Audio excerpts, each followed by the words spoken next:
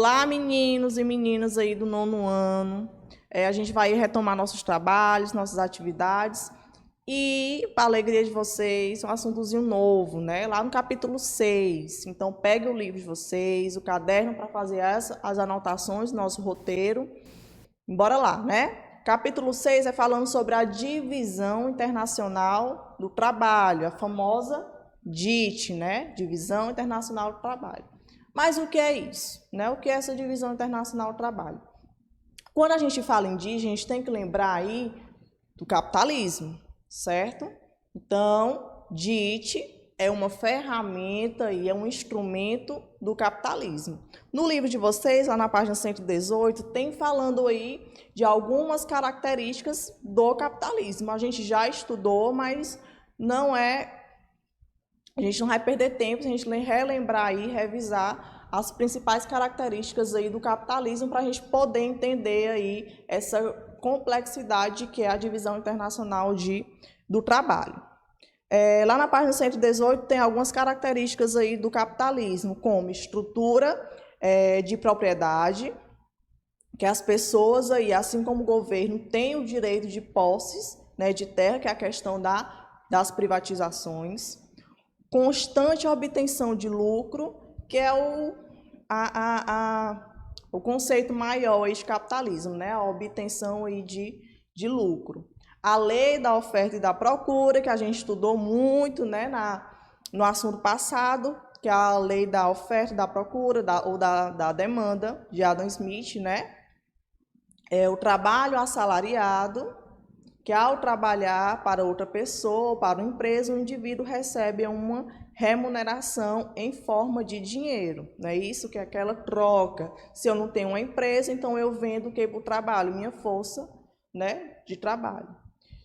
Tem aí outra característica que a gente também estudou sobre a divisão de classes. Dentro dos países capitalistas vai ter, sim, as divisões de classe, né? O rico, o pobre, o milionário, por aí vai. E também os detentores dos meios de produção, que são aqueles aí que são donos, né, das grandes empresas, das multinacionais.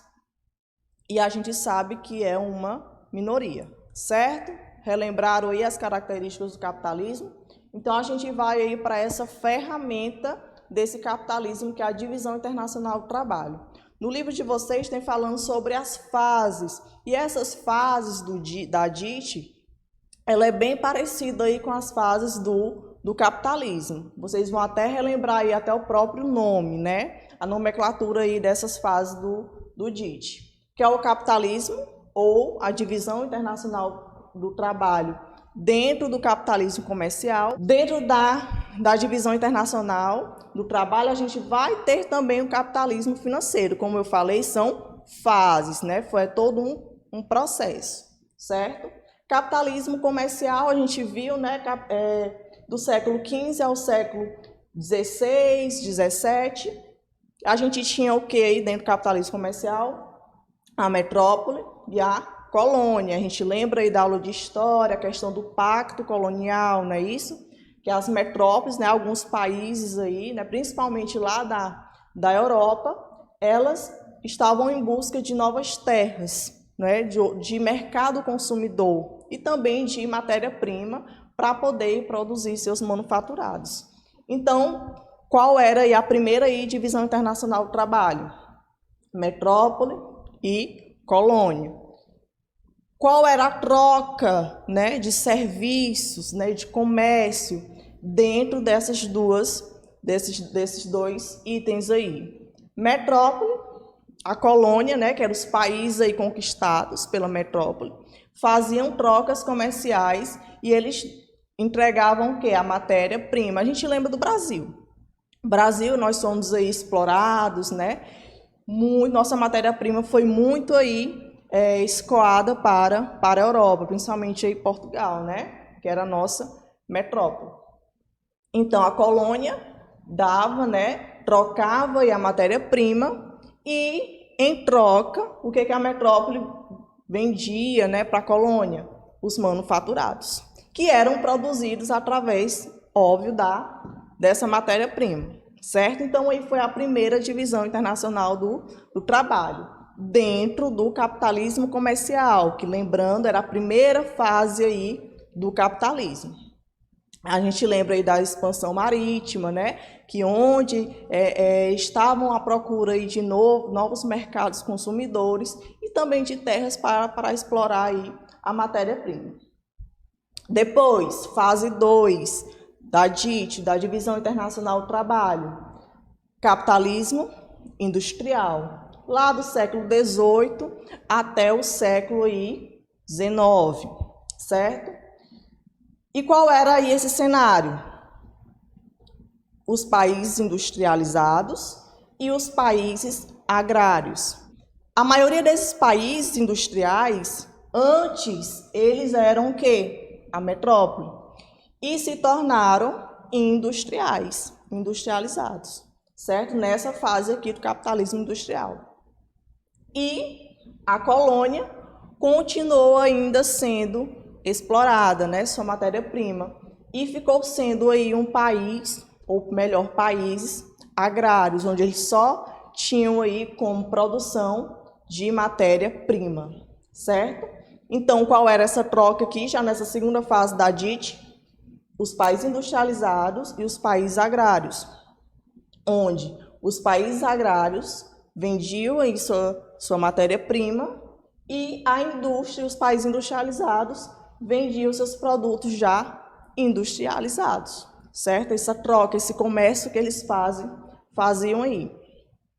Vale lembrar que o Brasil, dentro desse contexto aqui do século XVIII, século XIX, ainda era um país totalmente agrário, né? Então a gente vendia mais matéria-prima, ou produto bruto mesmo, né? A gente chama até de commodities, não é isso? Mais na frente a gente vai ter aí o DIT dentro do capitalismo financeiro, que já é um pouquinho mais complexo. Por quê?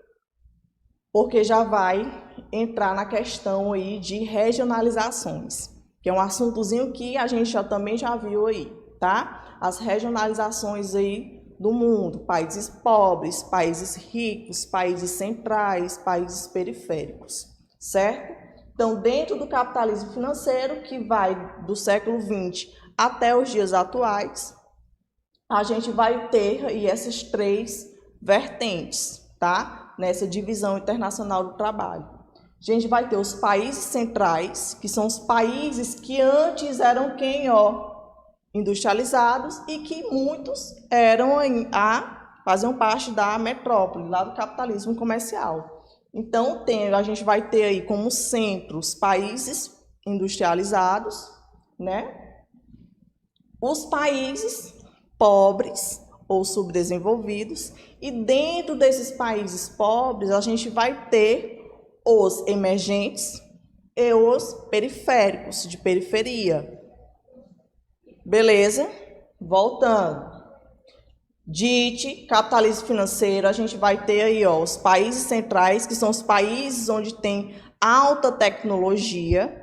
Lembrando que esses países centrais, países de centro, eram os países industrializados lá do capitalismo industrial. Acho que só um país que se tornou aí de centro, que não era aí uma metrópole, que é o caso dos Estados Unidos, né? Que os Estados Unidos, a gente sabe que era uma colônia de povoamento, começou a se industrializar e se tornou uma potência que é hoje. Então, os países de centro, os Estados Unidos está dentro aí desse contexto, tá? Ele era uma colônia, só que dentro do capitalismo financeiro ele se torna um país central, certo? Que é um país que detém alta tecnologia. Temos os países de centro, que são os países, né, ricos, e do outro lado os países pobres. Só que dentro dos países pobres, né, desse contexto aqui, a gente vai ter os níveis de pobreza, melhor dizendo, né? Que a gente vai ter dentro dos países pobres, os países emergentes. Aí a gente vai lembrar dos BRICS, do BRICS, não é isso? Brasil, Rússia, Índia, China e África do Sul. Não só os BRICS, mas também outros países emergentes, como o caso do México também, que começou a se desenvolver ou está em desenvolvimento, melhor dizendo, né? Os países emergentes são aqueles países que estão em desenvolvimento. Comparando com os países periféricos, eles são mais industrializados, são mais ricos, são mais avançados economicamente e estruturalmente também, certo? Então, como é que se dá essa divisão internacional do trabalho hoje, né, no chamado capitalismo financeiro? O centro, os países emergentes aqui estão se desenvolvendo, né? Eles vão começar aí também a produzir produtos industrializados, né? Dentro desse país, já que eles estão se desenvolvendo a sua economia, lá já vai ter indústrias, né? E uma tecnologia aí mediana, certo? Para produzir aí em escala industrial. E os periféricos, eles vão ainda continuar sendo somente agrários. Agrários, ou seja, somente vão produzir matéria-prima, como é o caso aí da África, né? E alguns países aí da América Latina também. Como é que vai ficar essa divisão internacional do trabalho? Dentro do capitalismo financeiro, que é um pouquinho mais complexo, tá? Os países de periferia, agrário, continuar sendo agrário. Então, eles vão aí fazer trocas, né, negociações dessas matérias-primas com os países emergentes e também com os países de centro, certo? Periferia, agrário, vai vender sua matéria-prima bruta. Já os emergentes, qual é o papel dos emergentes aqui nessa terceira fase do DIT? Os emergentes vai vender produtos industrializados, algumas máquinas, né, principalmente máquinas para retirada dessa matéria-prima, né, da natureza. Os emergentes vão fazer essa troca aí com os países periféricos, certo? E também os emergentes vão começar a produzir aí para os países de centro. Por quê? Ah, professora, mas então quer dizer que os países emergentes já estão tão industrializados que estão aí vendendo até para os países de centro? Gente, certo. Dentro desse capitalismo financeiro, a gente vai ter também um conceitozinho básico, que é fragmentação da produção. Lembra que eu já comentei com vocês em sala de aula isso? Os países desenvolvidos, eles vão colocar aí suas indústrias ou suas empresas em países, né, subdesenvolvidos ou países pobres. Por quê? Porque eles vão ter um custo de produção mais baixo. Então, o que acontece? Os países do centro, os países ricos, eles levam suas empresas ou suas indústrias para esses países emergentes ou até mesmo para países periféricos. Porque nesses países aí a mão de obra é mais barata, eles têm aí alguns benefícios, né, políticos em questão de tributos, de taxas dentro desse país, então o custo da produção ela fica menor. Então os emergentes, eles vão ter essa produção aqui e vai retornar aí para os países centrais, países de centro.